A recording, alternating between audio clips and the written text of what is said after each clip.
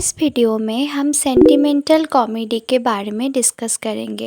At first हम जानेंगे sentimental comedy कब आया था और क्यों सेंटिमेंटल कॉमेडी आया था और यू कैन से इन्वेंट हुआ था। Sentimental comedy is an 18th century dramatic genre which sprang up as a reaction to the immoral tone of English Restoration plays। मतलब कि सेंटिमेंटल कॉमेडी आया था 18th century में और ये आया था और इन्वेंट हुआ था रेस्टोरेशन कॉमेडी और कॉमेडी ऑफ मैनर का immoral टोन के against. Now the question is that what is comedy of manner और restoration comedy. Actually, restoration comedy is a type of play which was very famous during the restoration period. Restoration comedy और comedy of manner का main aim था restoration period में society का जो picture है उसको portray करना एंड सोसाइटी का जो कंडीशन है उसको सुधारना। रेस्टोरेशन पीरियड में ब्रिटिश सोसाइटी बहुत ही ज़्यादा वल्गर था एंड बहुत ही ज़्यादा इमोरल था। स्पेशली जो एरिस्टोक्रेटिक पीपल था वो बहुत ही ज़्यादा वल्गर और इमोरल था और इस इमोरल सोसाइटी को पोर्ट्रे करने के लिए रेस्टोरेशन कॉमेडी को भी इमोरल होना पड़ता था। मतलब कि सोसाइटी का इमोरलिटी वल्गरिटी ये सब दिखाने के लिए रेस्टोरेशन कॉमेडी और कॉमेडी ऑफ मैनर भी एक इमोरल टोन और वल्गरिटी को फॉलो करता था। इसलिए बहुत क्रिटिक्स ये मानता था कि रेस्टोरेशन कॉमेडी सोसाइटी को इम्प्रूव करने की बजाय और ज़्यादा इमोरलिटी और वल्गरिटी को स्प्रेड कर रहा है और इसलिए रेस्टोरेशन कॉमेडी का इमोरल टोन के अगेंस्ट में सेंटिमेंटल कॉमेडी आया 18th सेंचुरी में, जिसका मेन एम था सोसाइटी में मोरालिटी को इस्टेब्लिश करना through the elements of sympathy by depicting the distress of the innocent and the virtuous. So हमने देखा सेंटिमेंटल कॉमेडी कब आया था और क्यों ये इन्वेंट हुआ था। अब हम देखेंगे कौन कौन सा ड्रामाटिस्ट सेंटिमेंटल कॉमेडी को 18th सेंचुरी में फ्लरिश किया है as a dramatic genre. Under the tutelage of Shadwell, Cumberland, Kelly, Cibber, Mrs Cowley and many other dramatists of a poor caliber, the sentimental comedy is found to have flourished in England in the 18th century। अब हम जानेंगे कुछ famous sentimental comedies का नाम। Love's Last Shift by Coley Kyber, The Lying Lover by Richard Steele, The Tender Husband by Richard Steele, The Foundling by Edward Moore। यह है कुछ famous sentimental comedies का नाम जो 18th सेंचुरी में लिखा गया था। Now we are going to know about the characteristics of sentimental comedy. The noteworthy element of the sentimental comedy is its emotional, rather sentimental appeal. It has not that string of intellect which stamps great comedies, classical, romantic, or modern. Its effort is to evoke pity and sympathy by depicting the distress of the innocent and the virtuous. The emotional impact is one of pathos and tears, in which the true comic spirit is found sadly missing. मतलब कि sentimental comedy में comedy का जो main essence होता है like laughter, fun, जोलिटी ये सब नहीं है। इसमें पिटी, सिंपैथी ये सब ज़्यादा है। इसका मेन एम है इनोसेंट और वर्चुअस कैरेक्टर का दुख दर्द को प्रेजेंट करके ऑडियंस को इमोशनल करके उसके अंदर मोरालिटी को इस्टेब्लिश करना। Actually, laughter is replaced here by tears and light-hearted jollity by serious moral sermons। अब हम सेंटिमेंटल कॉमेडी का सेकेंड कैरेक्टरिस्टिक के बारे में जानेंगे। Sentimental comedy appeared somewhat odd, quite apart from both the usual tragedy and the usual comedy. In its happy ending and in the absence of the representation of the manners of awe and thrill, it is distinguished from tragedy proper. Again, in the lack of entertaining situation and pleasurable sensations and the predominance of grave and moral tones, this is far removed from a popular comedy.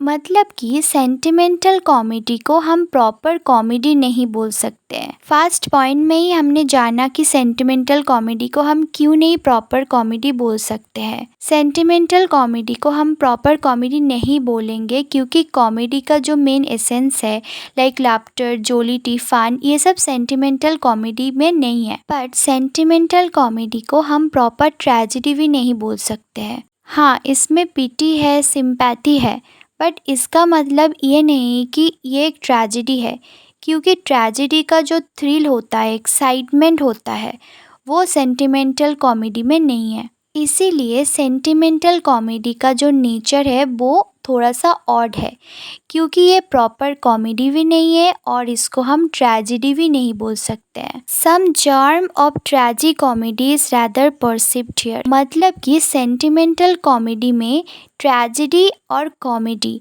दोनों का ही essence है। Now we are going to discuss about the third characteristics of sentimental comedy.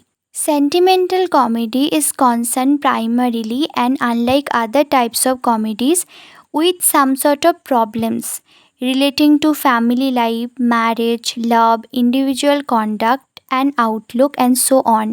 In fact, there is the obsession of some domestic or ethical problems, and this sets this comedy quite apart from other species of comedy. मतलब कि sentimental comedy everyday life का जो problem है उसको लेकर deal करता है। Specially sentimental comedy common people और मिडिल क्लास पीपल का लाइफ का जो प्रॉब्लम है उसको लेकर डील करता है। मिडिल क्लास और कॉमन पीपल का domestic life, marriage, love life, ये सब को लेकर सेंटिमेंटल कॉमेडी डील करता है और एथिकल प्रॉब्लम्स को भी लेकर डील करता है, जो कि बाकी कॉमेडी से बिल्कुल अलग है। फॉर एन एग्जाम्पल, अगर हम कॉमेडी ऑफ मैनर की बात करें तो कॉमेडी ऑफ मैनर में एरिस्टोक्रेटिक पीपल का जो लाइफ है, उसका जो मैनर है और इसेंट्रिसिटीज़ है, ये सब पोर्ट्रे करा जाता था। कॉमेडी ऑफ मैनर में मिडिल क्लास पीपल का जो लाइफ है, डोमेस्टिक प्रॉब्लम जो है, एथिकल जो प्रॉब्लम्स है,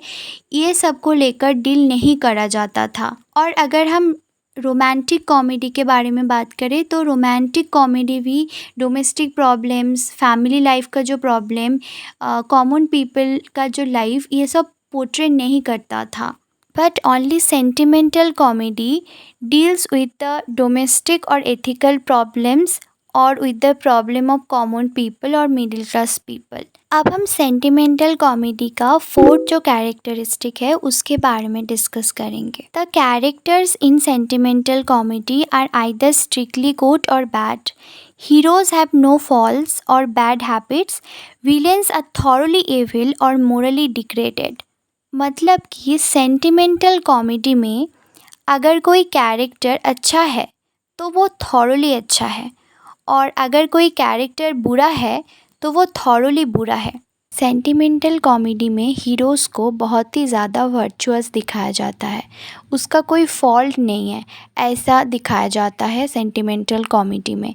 एंड विलेन को बहुत ही ज़्यादा मोरली डिग्रेडेड दिखाया जाता है। अब क्वेश्चन ये है कि क्यों सेंटिमेंटल कॉमेडी में हीरोज़ को बहुत ही ज़्यादा गुड और वर्चुअस दिखाया जाता है। मतलब सेंटिमेंटल कॉमेडी का जो राइटर है उसका मेन एम ही ये है कि हीरोज़ का गुडनेस के ज़रिए लोगों में मोरालिटी को फैलाना, लोगों में मोरालिटी को इस्टेब्लिश करना। इसलिए सेंटिमेंटल कॉमेडी में हीरोज़ बहुत ही ज़्यादा वर्चुअस होता है। सेंटिमेंटल कॉमेडी का ये सब कैरेक्टरिस्टिक डिस्कस करके हम ये बोल सकते हैं कि द कीन observation, wit, jollity, laughter and realistic touches which had always brightened the earlier comedy completely disappeared in the sentimental comedy. But इसका मतलब ये नहीं कि सेंटिमेंटल कॉमेडी का ड्रामा में कोई इम्पोर्टेंस नहीं है। सेंटिमेंटल कॉमेडी का ड्रामा में बहुत ही ज़्यादा इम्पोर्टेंस है। बहुत क्रिटिक्स ये मानता है कि मॉडर्न प्रॉब्लम प्ले का जो ओरिजिन है वो सेंटिमेंटल कॉमेडी है। It has led to what is called today the problem play, which is actually a moral approach to a certain social problem or problems. All problem plays, for instance, Ibsen's A Doll's House, Shaw's Widower's House have their remote origin in the sentimental play. However, what distinguishes the sentimental comedy from the modern play is, in Nichols' words, that the one uses the emotional method and the other the intellectual.